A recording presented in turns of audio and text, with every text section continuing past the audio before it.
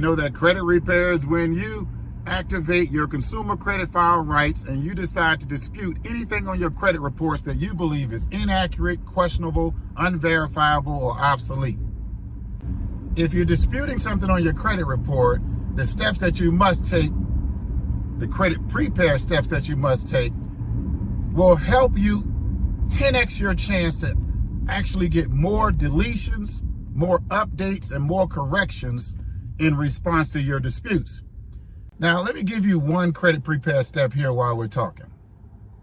So the first step to credit prepare is you must make sure all of your personal information is accurate. And then a second advantage of doing credit prepare is when you're disputing information. If that information, we call that identifiers, data point identifiers. If that information on your credit reports is frozen, so the creditors can't access it. I've also found that the 5 factors of your FICO score are trumped by the 5 C's of credit.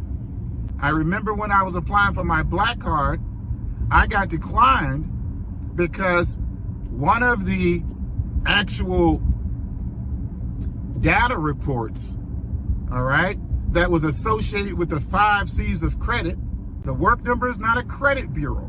Now, mind you, I had an 800 credit score when I applied for the Black Card.